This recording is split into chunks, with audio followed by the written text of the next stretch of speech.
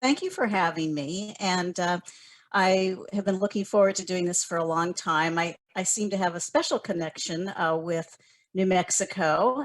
In fact, if anybody has read the book, they know that some of our drama took place in New Mexico, even though me and my son have lived in Los Angeles for most of the story's events. And I grew up in Southern California. My family moved to the LA County area when I was only 6 years old. And, I was just thinking about how LA, just for people who may not know, the city of LA has about 3 million, almost 4 million residents. The county of LA has about 10 million. The state of California has, I think, nearly 40 million residents. And so California represents about 10% of the whole US population. And of course, LA, is a big chunk of that. So unfortunately, mental illness is something that is everywhere in our area. We have probably more homeless and mentally ill people concentrated in Southern California than any other part of the country. It's not a great title, but this is the reality, and I've experienced, and my son has experienced firsthand, the good parts of the mental health care system and also the not so good parts, the parts that actually really delayed my son getting into recovery, and even things making them worse than they could have or should have been. So my identity is very different. I'm not a first-time author, but of course this is my first memoir, Noah's Schizophrenia. I've written other books in the area of my professional background, and anybody can look me up. I happen to be a feng shui consultant, and it is kind of ironic because the whole emphasis of my occupation is to help people live in harmony and balance, and to be as creative and productive as possible. And while I've experienced extraordinarily satisfying things with my clients over the years, over the decades, here I had a situation creep up on me that really took me by surprise, to say the least. In fact, in my son's younger years, he seemed to be a model child. I mean, I could brag, I could go on, but there were no clues. In spite of being the product of divorce, I thought that he was chugging along just wonderfully, and he seemed to be a very happy, resilient, social, creative child. I was so looking forward to seeing what kind of adult he would turn out to be. And we also had a really close relationship. We still do. It obviously went through a lot of strain during our darkest times, but I felt the need to write a memoir for a lot of different reasons. And because I am an author and I've written books before, it wasn't that strenuous of a task for me. Because some people ask, was it really hard to write? No, that's actually my forte. But emotionally, I had to relive a lot of our bad experiences in writing the memoir. And it really was this time last year when COVID hit and the lockdown, where I thought, all right, I know my business is going to slow down. I think I have something to do now. And so really, this is an anniversary for me in a lot of ways, where I finished writing the memoir. I really had just bits and pieces of it. And then I wrote a proposal, and then I started shopping it to literary agents. This is what you do and when you want to get published. And I was actually really surprised that it got picked up as soon as it did. So 2020 was good for me and my advocacy for mental health issues, even though it was a horrendous year in other ways for so many other people. So I felt it important to cover as many topics as I could put in a memoir.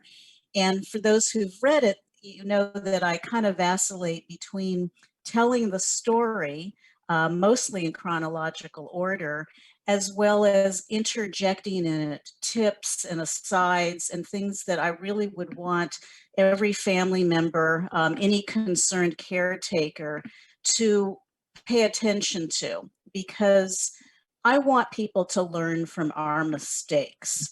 And I want them, of course, to evaluate their situation uniquely. But we did make a lot of mistakes. I made mistakes on my own, floundering in some areas when I just didn't have the right resources.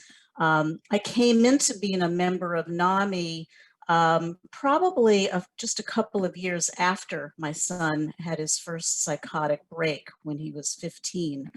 And then gradually I got more and more involved.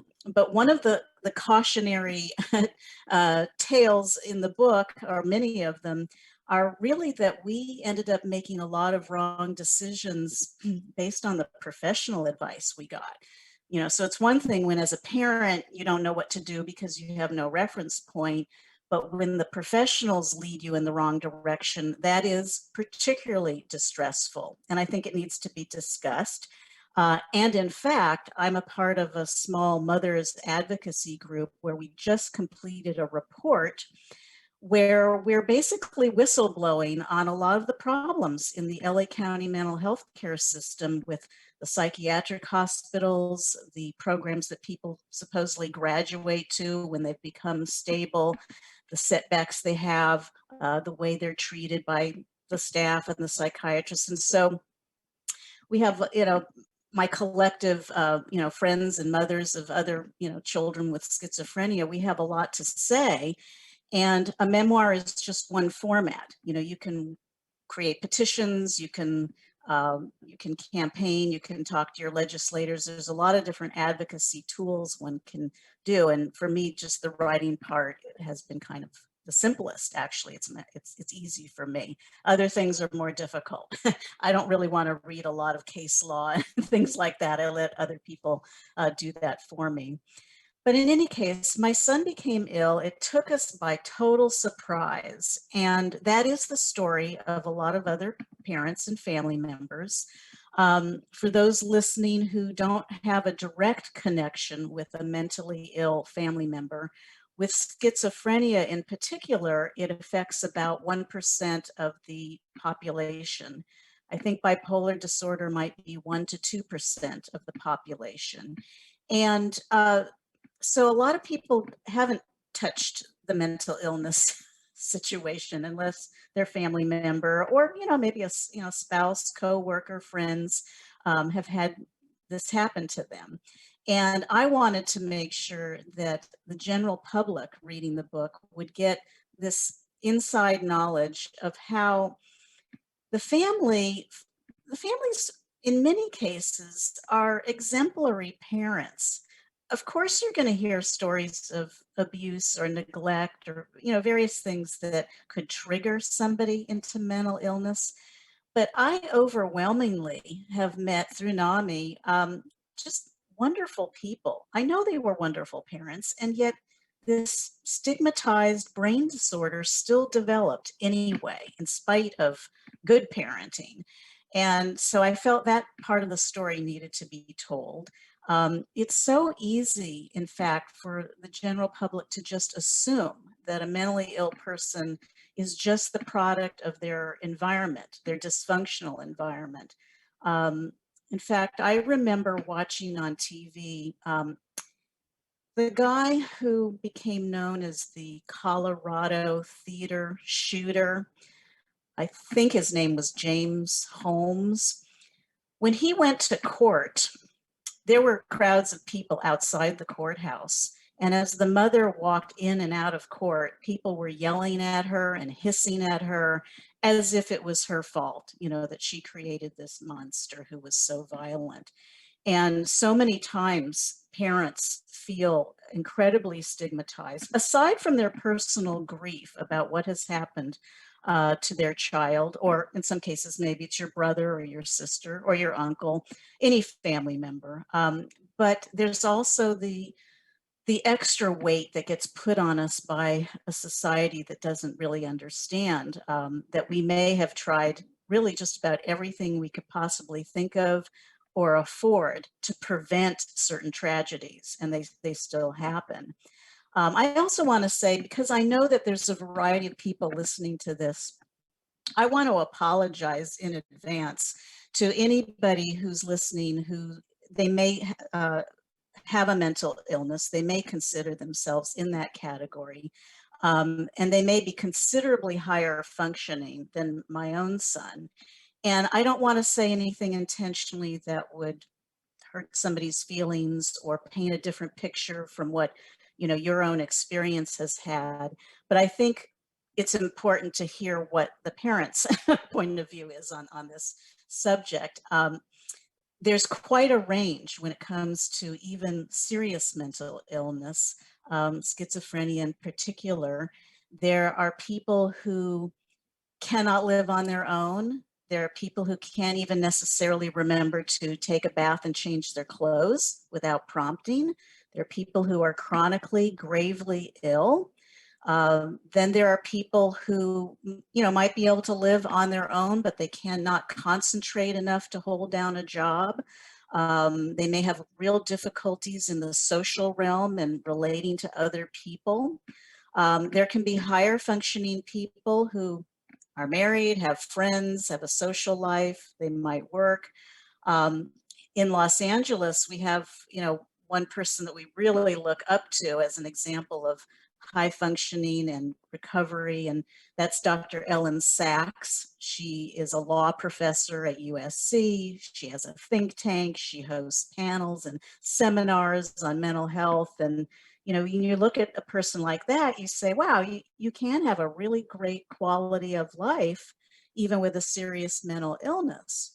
Although she had the good luck, the good fortune to be able to get a lot of therapy and a tremendous amount of support that most people don't have. In fact, you may know this statistic that about half of all of the people with schizophrenia in this country receive no treatment at all.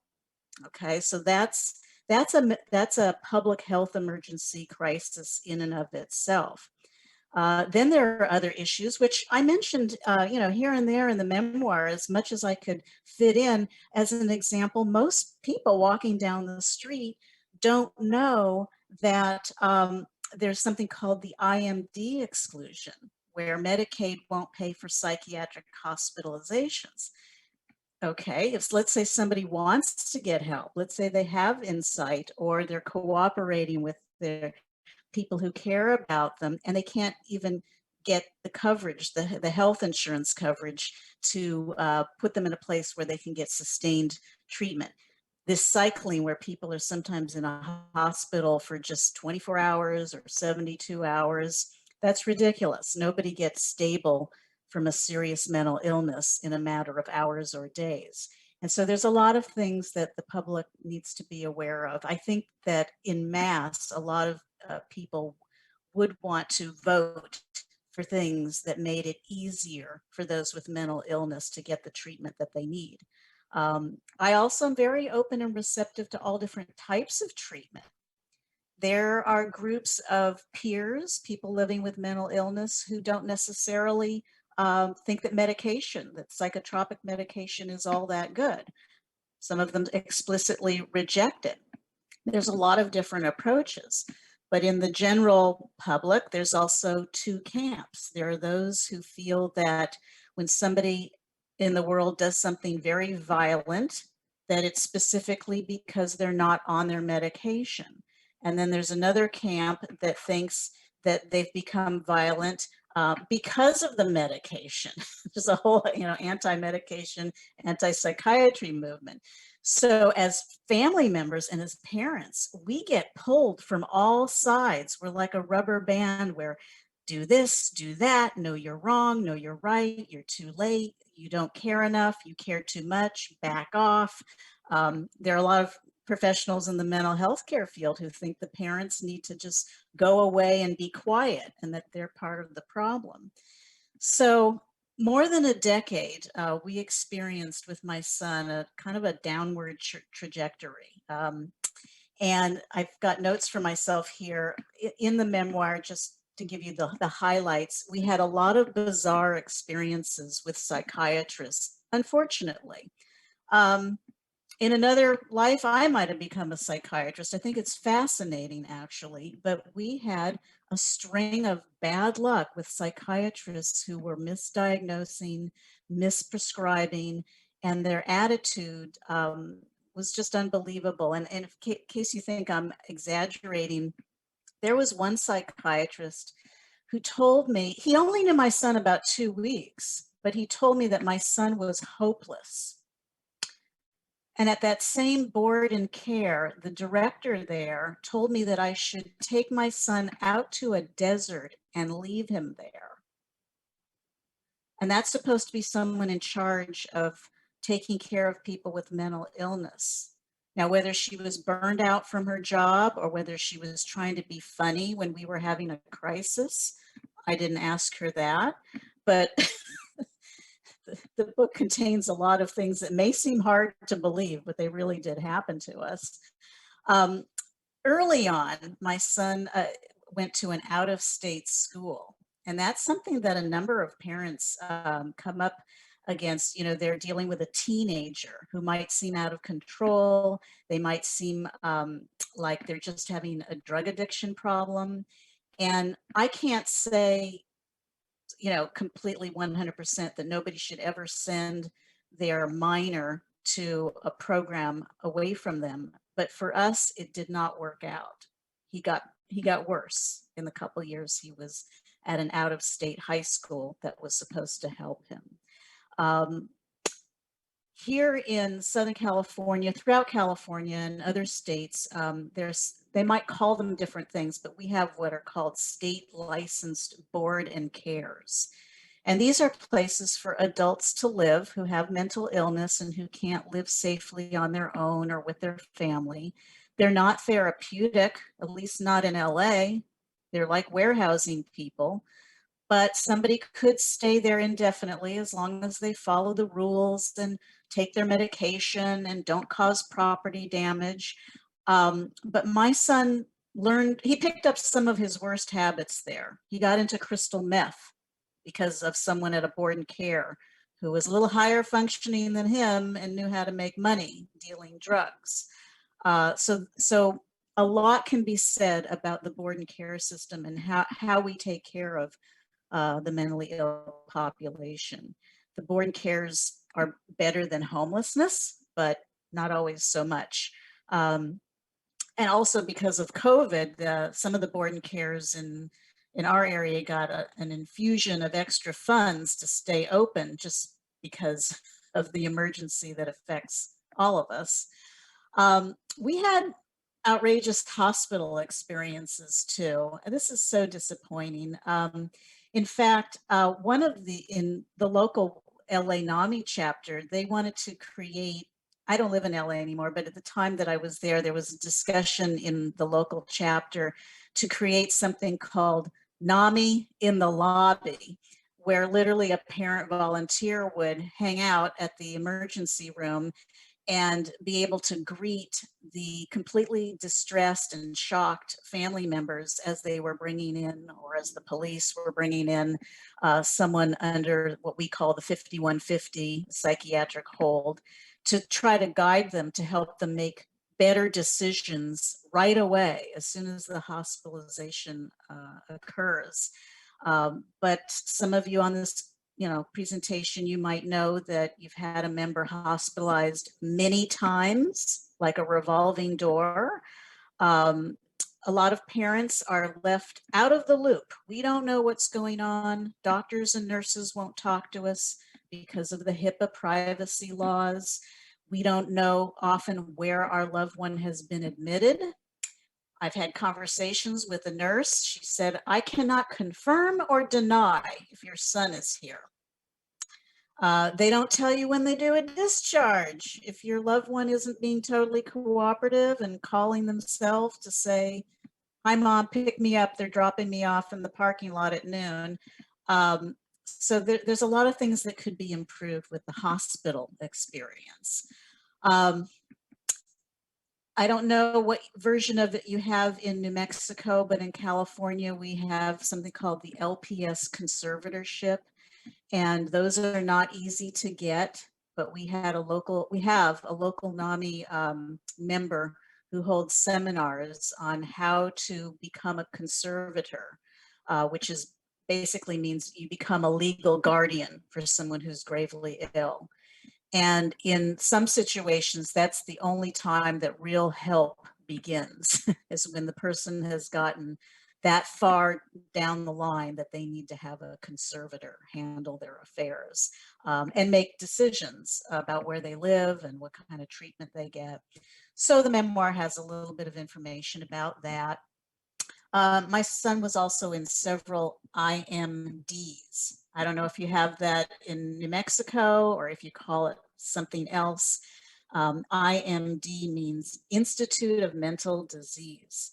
And these are relatively short-term locked psychiatric facilities. And truly, not everybody needs to be in one, but I feel that some people do. And some people only start to get better when they have been taken off the streets, out of harm's way, get regular meals, sleep, medication, therapy. And in my area, someone might stay in one of those facilities for 6 months to a couple of years.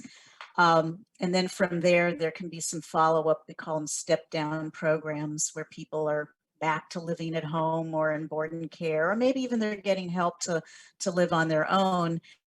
But they serve a necessary purpose for some people.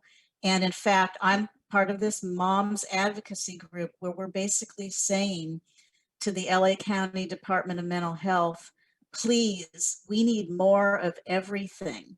More IMDs, more board and cares, more hospital beds, more AOT, assisted outpatient treatment. There are funds available that have not been released for all of this extra care, and we're kind of pointing a finger at where those funds can be found, just trying to show that the will of family members is getting stronger and stronger.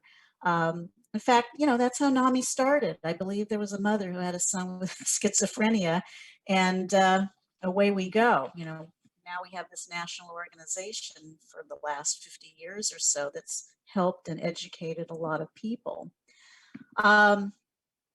There's so much. I mean, we feel guilt, we feel remorse, we feel responsible, we feel like we're never doing enough as parents. And again, I really felt my main audience was family members, so that they know they're not alone, and that a lot of our experiences are very similar, shockingly similar. A lot of us moms talk about how our sons have genius level IQ and how they're musicians and artists and seem to have special talents. That's actually so common. It's like a cliche, how talented they are, and we just want to see them live some of their potential. So I've talked quite a bit straight through, and I'm happy actually to take a break to field some questions, because I know that that's going to spur more different angles on this topic. Well, thank you very much, Carter. Let me throw it out for questions if anybody has any. And of course, if they don't, I've got several. Mm-hmm. And you can either raise your hand or use the hand function. Well, let me start out with one. And this is one that's just been very, very interesting to me. And that is, if you're willing to talk about it, what kind of care did you get and did you seek for yourself as you helped your son through this crisis? Because there must have been a crisis for you as well. Mm-hmm. And what did you find worked for you, and maybe what didn't work for you? Okay, yeah, I can answer that for myself and in general terms. We know that NAMI, family support meetings, are wonderful and they're free, right? So you can't say you can't afford it. So that's one avenue that people can go to, is, get the education and the support you need. Education being really important. In fact, that's how I personally deal with a lot of my stress, is by educating myself, reading books on mental illness, finding out about advocacy avenues, finding out who in your area is really making decisions. Because some people, we're having a hard time, let's say, with a nurse at a hospital, go to the chief of staff. or at the Department of Mental Health.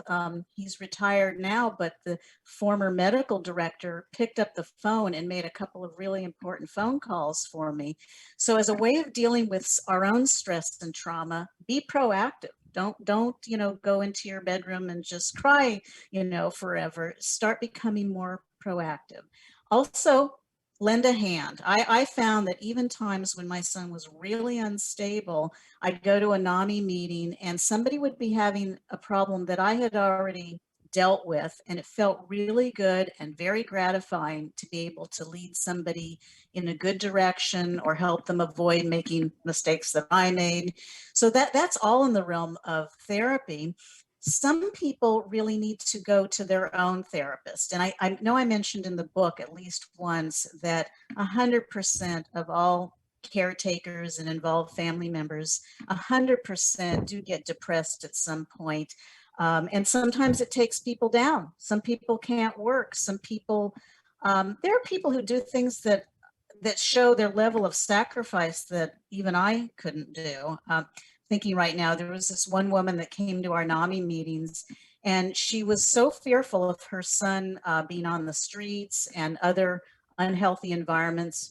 She not only let him live in her apartment, but because she couldn't live with him, she slept on her sister's couch somewhere else.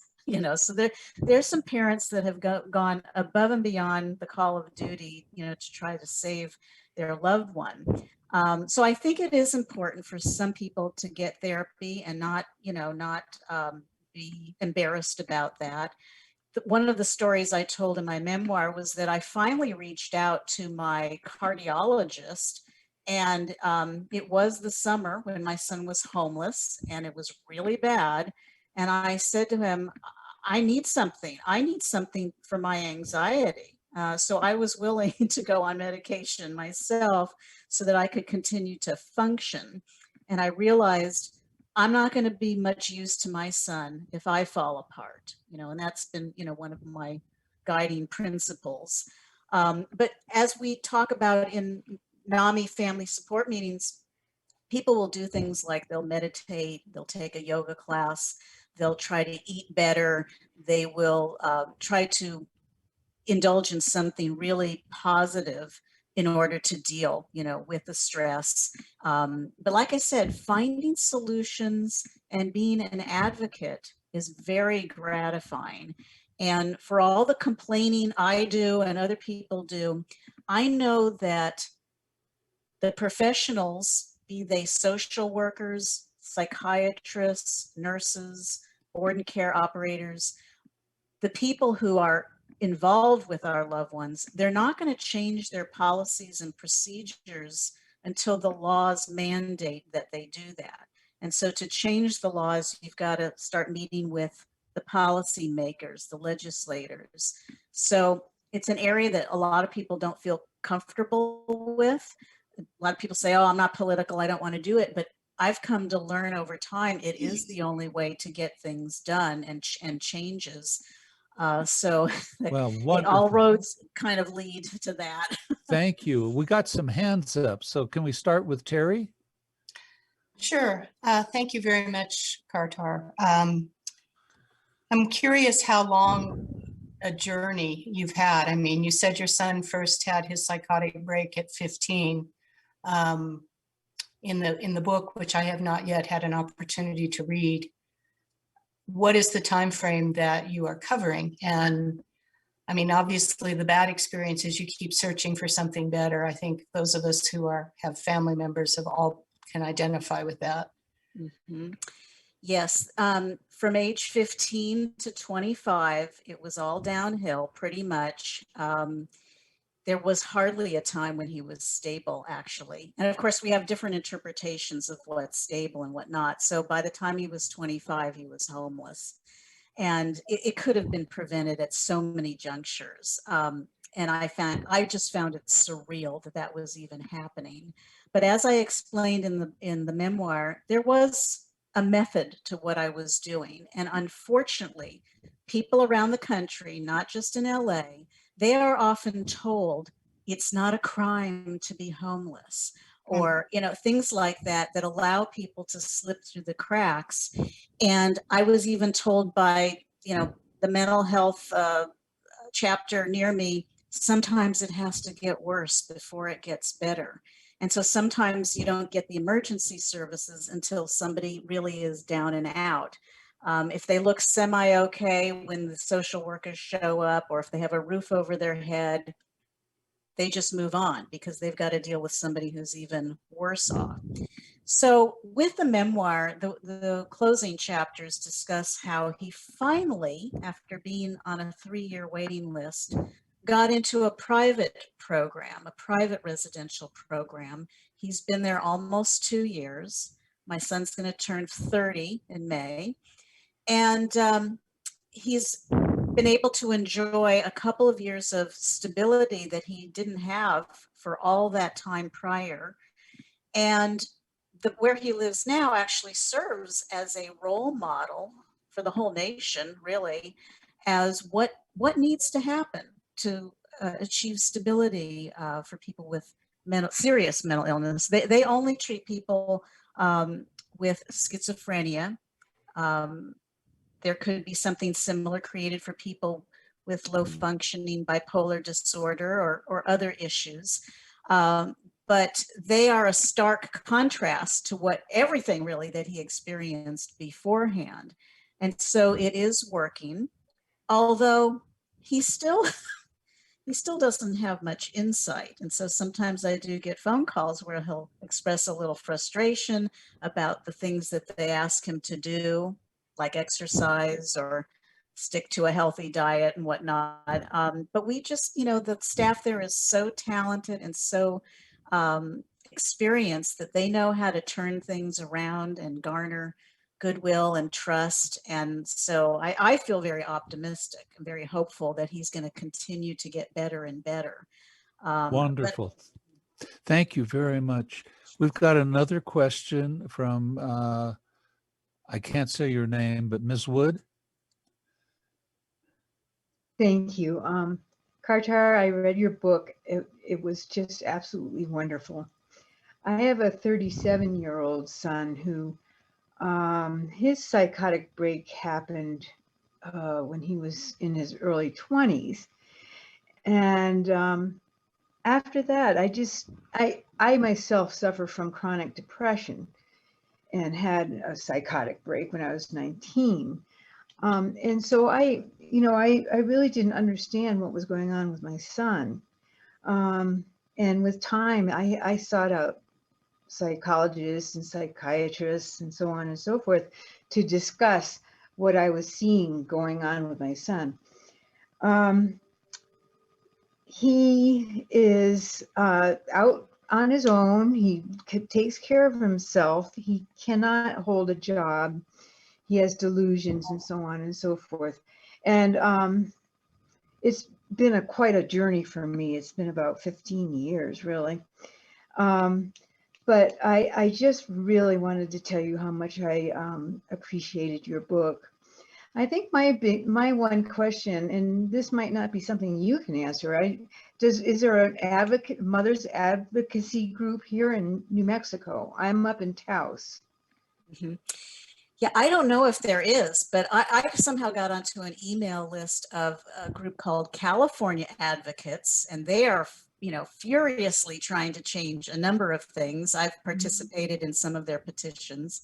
And then more locally, just literally a group of 5 mothers got together and said, we can't stand this anymore. We have to find better housing. We have to find more therapeutic resources.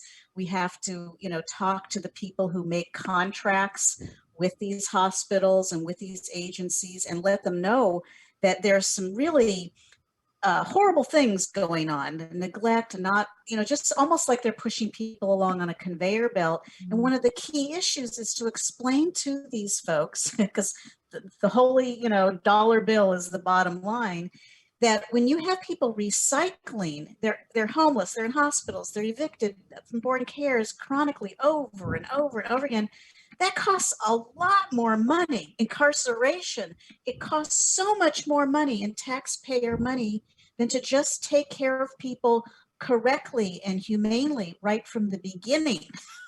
So that's, you know, something on a grassroots level may have to take place in your community.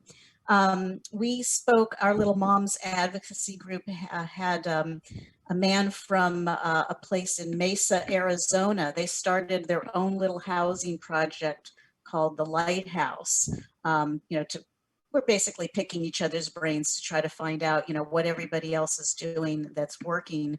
And NAMI is great for education, but they can only take people so far. You know, they have their priorities. And so sometimes families need to get together in a community and decide, you know, what we have to do for our own loved ones. And you also reminded me, because you were saying that your son's, you know, he's doing so much better now. As parents, we really have to think of the future.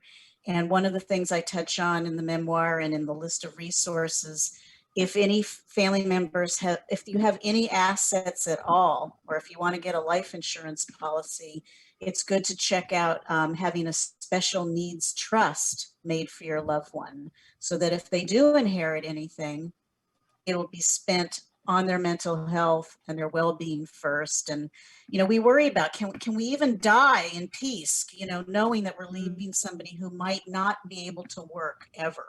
You know, what do we do? So these are all important topics. Don't you know, stick your head in the sand. As parents, get into it, because the more you know, the less stress you'll have. Wonderful. Thank you. Thank We you. have another question from Patrick. Patrick, you're muted. Oh, there you go. All right. Just a little background. I've been in mental health for 40 years. I suffer from depression. I take Celexa. Been taking it since 2004 and changed my life. Matter of fact, I'm better today than I was before the medication, you know, before the symptoms started. It's a true miracle, and I spread it throughout. I'm gonna just tell you a little story about me and my family, and so that you can understand my question. Basically, my family, my parents were destroyed, just completely destroyed, and we're still putting up with them by people who, and you know who these people are, that use the mental health system, the criminal justice system, to generate money by targeting, you know, by profiling. You make you there the you bring up money. Money is the big motivator here. You know, there's $1 billion in the victim compensation fund in each state, and not only in each state but in the federal government, and it never changes. It's always there. Well, these people figured out, well, hey, look, if we have a victim, we get paid. Not only do we get paid, the doctor gets paid, the pastor gets paid, everyone gets paid. These people have infiltrated, and you know this, the mental health industry. And that's where all the what you're talking about, that's where it comes from. Now, they've been after me for 20 years. I'm the only one that has survived this process, they call it. My question to you is, and I'm working closely to gut this system. I have a non-for-profit called Humanity Operations, and what we do is we capture these thieves to get them out. And you know, a lot of them are counselors. You know, you can get a license to be a counselor from a crackjack box. It doesn't take much. You know. And my question is to you is, what is NAMI doing to weed these people out? Because you know, back in the 70s, mental health was working. There was a lot of abuse, but it wasn't enough abuse to shut down the institutions. You know, they promised them, they said, we're going to shut down the institutions to save money, but we're going to create these community clinics. So they shut down the institution. They didn't create the clinics, so they all ended up in jail. Mhm. And what in your opinion, what do you think NAMI needs to do to streamline this system? Because we're wasting money and we're killing people. Well, it may be something that has to transcend NAMI. I'm not really sure. I've never, well, I was a member of the national NAMI for a while. Then I just started to focus on my local chapter or California NAMI. I know that there's sort of a procedure like the NAMI California will actually send out to whoever is on their email list surveys and questionnaires all the time. They want feedback, and then they try to present things to the governor and to the, we have something called the Mental Health Services Oversight and Accountability Commission about, you know, where are the funds going? But there is so much even out and out fraud and just misappropriation of funds. As an example, there are contractors in Southern California that have been hired to build tiny houses, tiny apartments for the mentally ill and the formerly homeless. Most people know now that a pretty big percentage of the homeless population is also mentally ill. And yet, you know, these contractors are making a lot of money at charging $500,000 for a 200 square foot apartment when you know that, I mean, I used to be married to an architect. You can make nice living accommodations for a tiny fraction of that. So it's like, who is really serving who here? And so it gets really messy, really ugly sometimes when you find out how there are people just sitting on their laurels. In my memoir, I even have a little story, a true story about how I was standing in line at the post office and a lady, a business card fell out of her pocket or her purse. I picked it up. She was clearly a bigwig at the Department of Mental Health, and I just chuckled and I started talking to her. And she said, well, she was retired at that point, and she said, "Well, if you need any help, let me know." She says it doesn't run very efficiently because it's designed not to. If these people worked really hard, they'd be out of a job, you know. So I was like, oh my God, she's just when I think I'm paranoid, something will happen that will confirm, no, there's a whole other agenda going on. And in fact, there was one dear man, a psychiatrist who I know, who was hesitant to recommend my book with his name on it because a couple points in the book, I referred to it as the mental illness industrial complex. Now, some of that is tongue in cheek. I have to laugh, otherwise I'm just going to cry. So sometimes I make light of stuff, but yeah, I know what you're saying. We have to really dig deep, and I don't know how much NAMI National is willing to do that.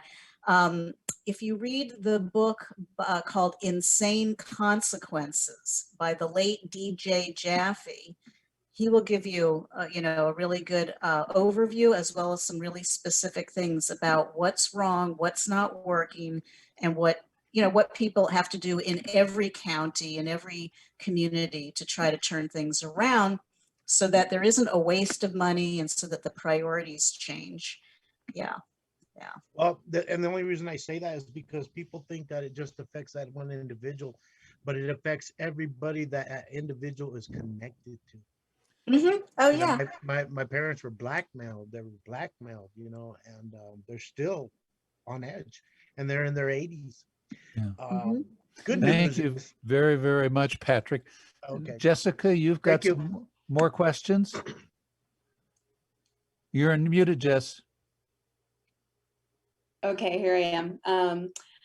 Having read the book, you know, there seems to be these two levels of trauma, and there's one where you're losing your son as you knew him, and then on another level, it's sort of this realization that the system is failing. And I'm wondering, how much do you think of the trauma you experienced came from just that realization that the system just doesn't work? Well, I did try to convey that in the memoir, and I write a lot of articles where I just say flat out, having a mentally ill son is disappointing, it's upsetting, but what's more upsetting is the lack of care and concern within the mental health care industry. That's caused more stress than the illness itself. And, you know, family members, we love our person. We put up with a lot of stuff all the time, even some dangerous situations. We have a vested interest in them and them doing well. And it's so frustrating because, you know, with other illnesses, people come, we used to have telethons. You know, you have all kinds of charitable organizations, and all kinds of efforts are made to help people who have certain chronic and serious physical ailments, but mental illness, oh, that's still very scary. That's still very ugly. And we also know, I mean, we have to admit that when somebody is in a psychotic state, they're often very difficult and unpleasant to deal with. So it's not just like puppies on the side of the road or children, you know, who are at St. Jude's Hospital, where your heart breaks as soon as you see, you know, this vulnerable being. We know that sometimes mentally ill people present in ways that are scary and threatening. And I remember one time I was just parked somewhere and a woman came up to me and she wanted money, and I just looked at her, and I don't know if I'd given money away already early in the day, but I didn't accommodate her, and she just kind of smashed on my car and the hood. And, you know, I obviously I thought, all right, she's mentally ill and I'm not going to respond to that. But it's like, including my son, there were times where I thought, okay, I might have to disown him. This is getting a little bit over the top here, and I didn't know where it was going to go. So we just do the best we can, and the more vocal you are in your community and finding out who are the people who really make decisions. Just going back to what Patrick had said, NAMI can help in a lot of ways. Sometimes the senior members who facilitate the family support meetings and the family-to-family courses, they often know a lot. And yet other times you have to just go directly to the source. If this is something that's related to the department, we call it the Department of Mental Health in LA County, it's called different things, maybe behavioral health and different communities, but you go, you know, directly to the people who actually make those contracts with the hospitals. And so again, the history, understanding what's happened in the past also explains why things are happening now. Dr. E. Fuller Torrey wrote a great book called American Psychosis, which explains the history of, you know, the quote, insane asylums and how none of us want to go back to that era. But why throw the baby out with the bathwater? You know, there can be very, very supportive, therapeutic, locked facilities where people could actually really enjoy living there and feel safe while they're getting the help they need. They don't have to be, you know, in other words, these horrible dungeons where people are mistreated. So he explains, you know, what happened? Why did all these things change over the last 5, 6, 7 decades? Yeah. I'm sorry. Terry, do you have a question? I did. I appreciate the fact that you, and I want to read your book, but you express the humility of recognizing that you made mistakes, and that some of the biggest mistakes that you made that I think any family member can probably identify with is getting really bad advice from providers. Yeah. And this isn't an easy question to answer, but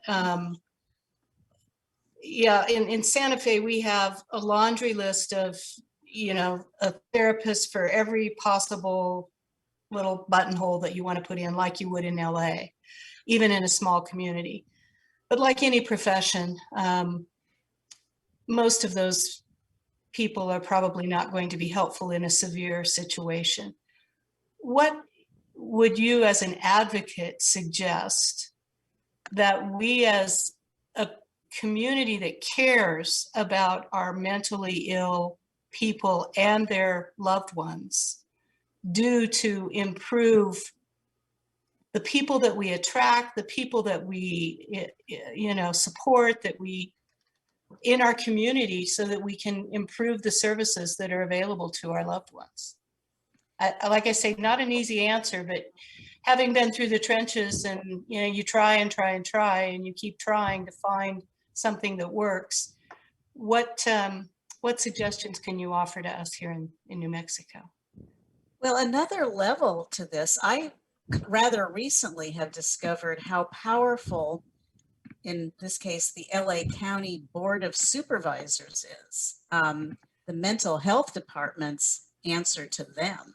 And so you can take it another step higher. You know, these people, they have their constituents in their districts and their voters and whatnot.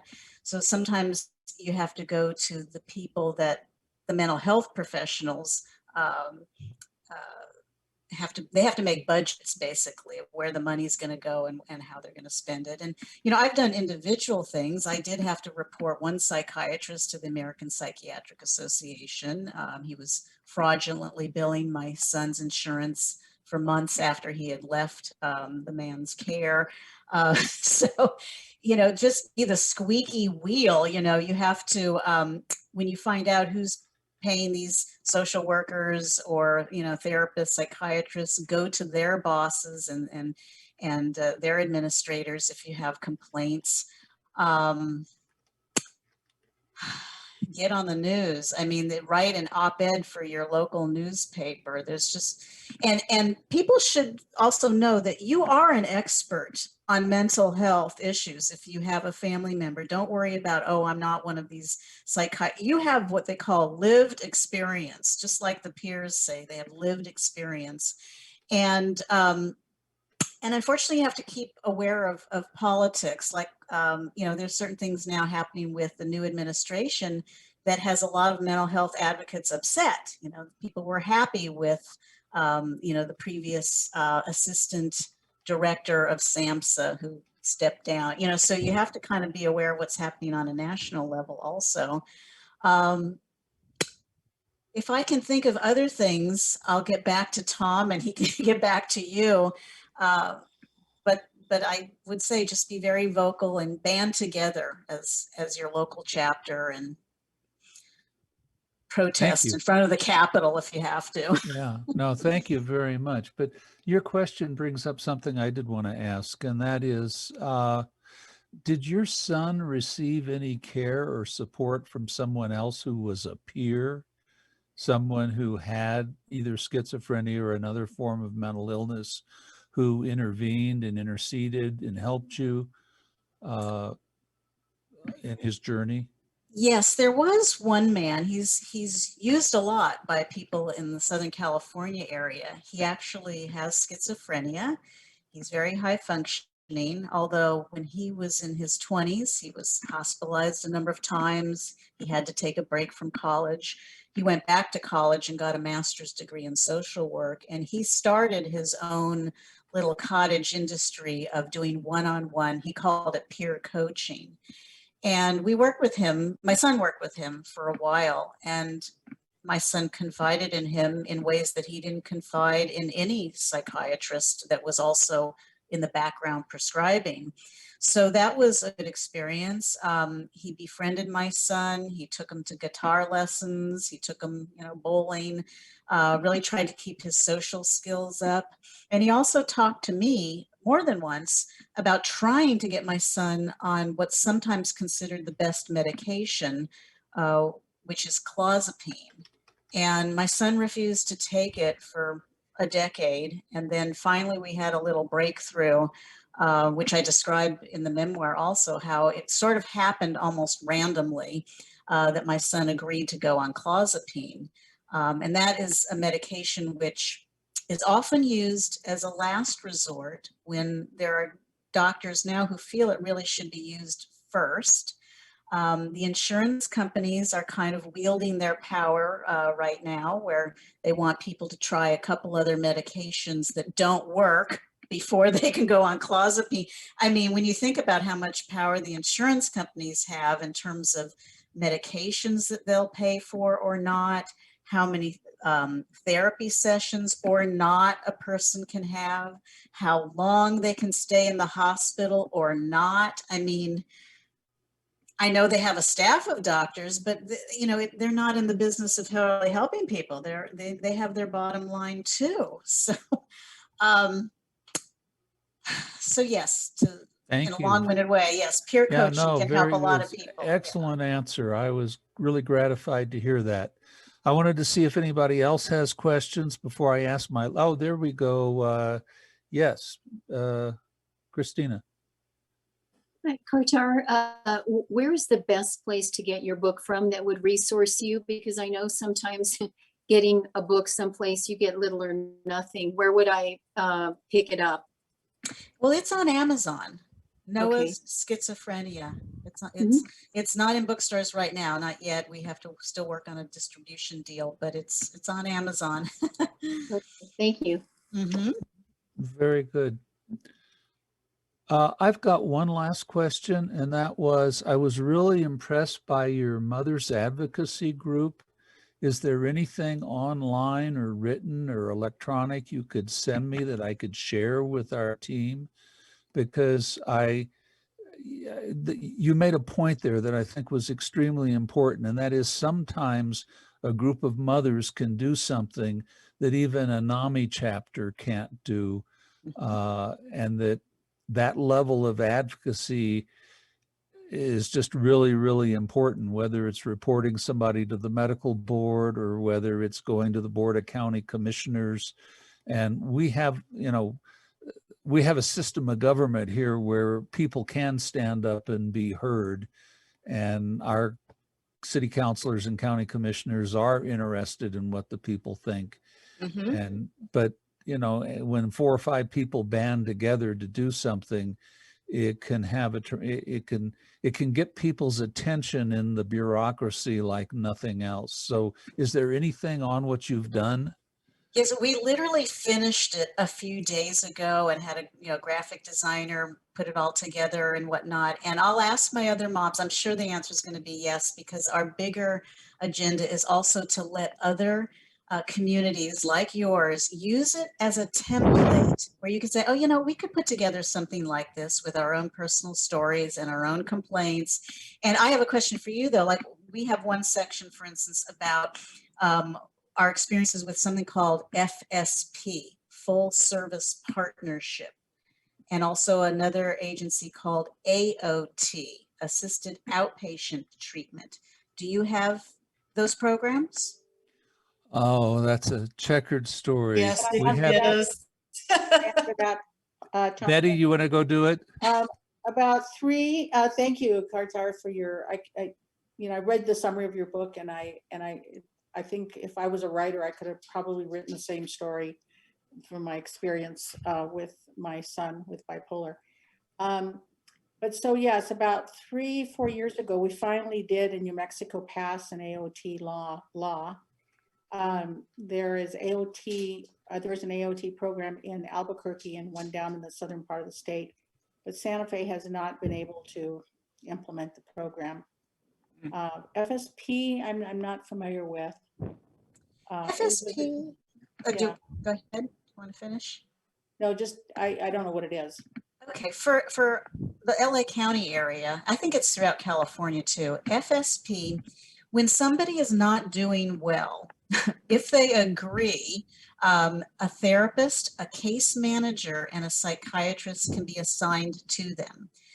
At the juncture where we got involved with FSP, my son was only willing to meet with them because I told them they would find him housing because he'd been evicted so many times. It was hard for mom to even find him a place. So he agreed under those premises. And so the therapist in FSP, the therapist and the case manager, they'll visit the person weekly, no matter where they live. And they will even meet with somebody who's homeless if they can reliably know where they are. And they will try to engage them in services. They will help them obviously with their most immediate needs like housing, clothing, whatnot. But then they'll also provide therapy, and then they'll see how far they can go with the person. Maybe they can even get them a little job. But it doesn't go on indefinitely. And so that's, one of our, not complaints, but one of our issues is that people get dropped from the FSP program before they're really ready. And then they relapse. And it's like, no, let's let them be on that program a little longer. AOT, as you may know, is a step higher. They'll work with somebody, they'll go out and visit somebody who says initially, no, go away, you people, I don't need your help. They'll go back for a month or two to see if they can change that response and work with people. And then they have this other caveat where if they really think they could help somebody, if they were just willing, they can get a mental health court judge to mandate that they get services. And some people, when they find out that a judge somewhere has told them that they need to get help, then they're willing to follow suit and get, take advantage of some of the services. What happened with the AOT program in LA is that the moment it was available, there was like a 2-month waiting list. And so part of our report says, we need more of everything, more FSP, more AOT, more hospital beds, more, we want more of everything, but we don't want more of the bad behavior and the neglect or the boring programs that they expect people to go to. We have a list of solutions of things that we think will be appealing to our loved ones. And so I'm sure the answer will be yes. And so Tom, I'll send you that report as soon as I can, hopefully in a day or two. And you could look at it and you go, oh, they call it this in their area, but we call it that, and we can change this and fill in the blanks. And you create as a template, you can look at it. And if you have, a board of supervisors that's, if any one or all of them have a say in how mental health services and funds are dispersed, they might look at it and go, you know what, we're shooting ourselves in the foot here. We're not giving enough energy to this demographic, and it's coming back to us, as just perpetual incarceration or homelessness or whatever. And hopefully they'll see both the humanity and the fiscal responsibility. Thank you, because it sounds very much like our program for assertive community treatment that PMS runs. ACT, yeah, they call it ACT in some places. Right. Now, we only addressed the issues or the facilities and services that our Department of Mental Health Care has a direct relationship with. Like, for instance, they don't have anything to do with state licensed board and cares, so that wasn't the emphasis of our report.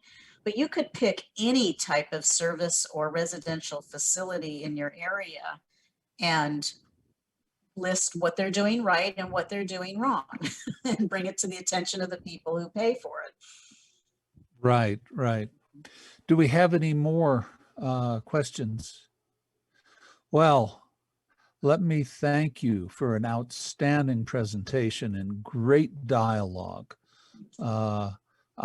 This was a great presentation. We look forward to the material you sent, and if you see anything else that comes up in the future that you think we might be interested in or relevant, because many of our members have had the same experience that you wrote up in your book, we'd really be delighted to hear from you and know. Right, and if people want to join, if they can go to noahsschizophrenia.com, and in the upper column there, they'll see on the homepage, I have a Facebook and Twitter and Gab accounts where I post not only my own articles, but also really good articles and information from the National Alliance of Serious Mental Illness. That's a whole Facebook group. Pete Early. I like to pass along the important information and tips from other advocates out there, and it's just going to grow as time goes by. So join me on social media, and hopefully I'll get more informed and more fired up as time goes by. Well, that's wonderful. That'd be a good thing for our newsletter, Jessica. Can I just ask one thing? Sure thing, Betty. Go. Kartar, how did you? Your son knows you wrote this memoir. Yes and no. Okay. I mentioned it once briefly. He was not interested. I said it in the context of I'm writing a book about a lot of the problems that we had with the mental health care system, and not getting the help you needed, and he's not expressed any interest in it. That might change one day. Yeah, so I've often kind of struggled with that because I share our story, and I say our story because it's a family story of this journey.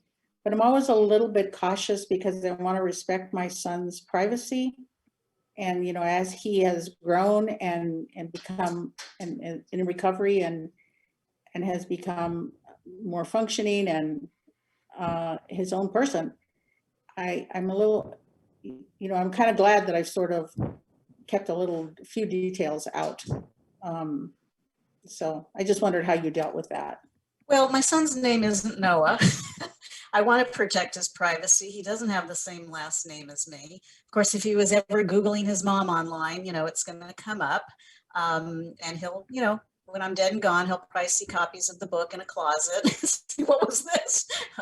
And, there were unflattering things that I wrote about him in the book, but the bottom line is that he knows I love him. We're very close. We always will be. And he might ultimately disagree with some of the things I wrote about, but I think he would probably also understand that it came from the right place. So I encourage people to write. In fact, there's another book came out. I think the title is Tomorrow Was Yesterday by Dede, Ranahan. The book it's almost like mental illness, chicken soup for the mentally ill soul, because it's got 64 different mothers' accounts and stories, some real brief, just a couple pages about something that they've been through. I just started reading that myself. And there aren't enough memoirs on this topic. So in case anybody out there is wondering and thinks there's a glut of them, no, there aren't. There's room for more. And that, that'll help the cause. The more people that keep writing from any angle, as a person with mental illness, as a family member, as a therapist. Lynn Nanos wrote a book called Breakdown about her experiences as a psychiatric nurse, getting people hospitalized and then seeing them 2 days later and wondering how come they didn't stay in the hospital. So everybody can contribute to this. Mm-hmm. Well, on that note, I want to close this out. Thank you all for attending, and for just one more minute before we thank our speaker one last time, I wanted to make sure everybody knows our next public information talk is going to be April 13th. And we're going to have, and I think it's going to be Omar Vega, who is the manager of the new Crisis Triage Center that hopefully opens in early April in Santa Fe. As you all remember, we went to the Board of County Commissioners and all stood up and spoke in favor of a sales tax to raise the funds to be able to both build and staff this facility. And it is going to happen. About 3 years ago, I think we did that. COVID and everything, it's opening in a few weeks. And we're delighted that they're going to come and talk to us about this new facility, the services it's going to offer, and how to work with them. So please join us on our April 13th talk. And with that, I would like to thank our speaker one more time. Outstanding. Thank you for taking the time and sharing so much with us.